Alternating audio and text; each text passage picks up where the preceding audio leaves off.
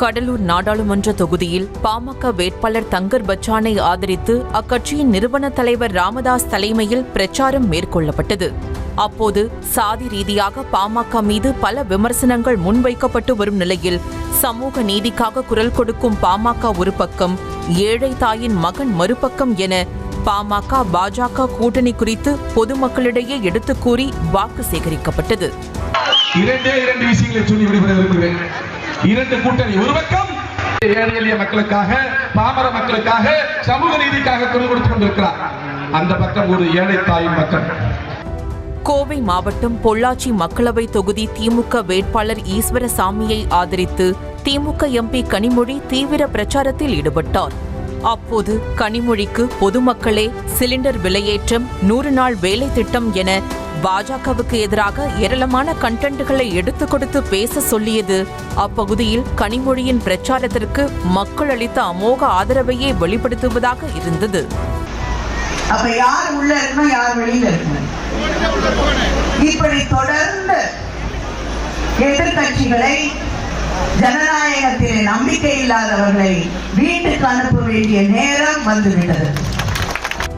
விருதுநகர் நாடாளுமன்ற தொகுதி நாம் தமிழர் கட்சி வேட்பாளர் கௌசிக்கிற்கு ஆதரவாக பிரச்சாரத்தில் ஈடுபட்ட அக்கட்சியின் ஒருங்கிணைப்பாளர் சீமான் தன்னுடைய மைக் சின்னத்தில்தான் அனைவரும் ஓட்டு கேட்டுக் கொண்டிருப்பதாக தெரிவித்தார். சும்மா ஒரு கதையை விட்டுட்டா, சின்னத்தை எடுத்துக்கிட்டாங்க. இன்னைக்கு ஏன் சின்னத்துல தான் ஓட்டு கேட்டுக்கிட்டு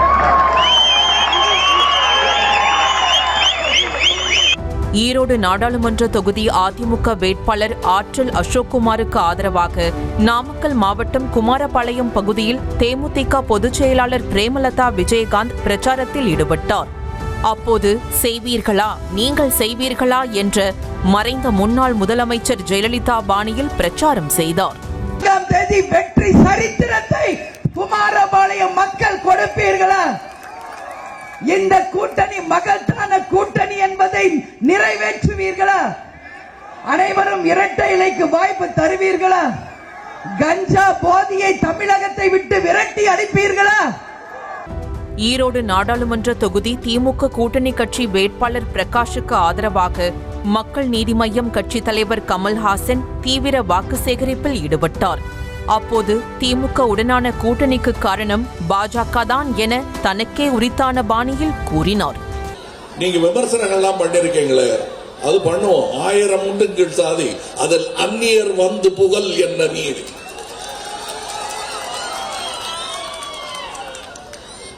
அதே குணாதிசயத்துடன் தான் நான் செய்கிறேன். அதான் என்ன கேட்டாங்க பத்திரிகையாளர்கள், நீங்க விமர்சனம் எல்லாம் பண்ணிட்டு இப்ப திடீர்னு இவங்களுக்காக ஓட்டு வாங்க வர்றீங்களே அப்படின்னா, நாடு காப்பதற்காக நல்லது செய்யலாம். திரு ராஜாஜி அவர்களை பார்த்து கேட்காத கேள்வியை என்னை பார்த்து கேட்காதீர்கள். 67 எலெக்ஷன்ல இவங்க ஜெயிக்கிறதுக்கு உறுதுணையா இருந்தவர்களில் ஒரு பெருந்தலைவர் அவரும் தான்.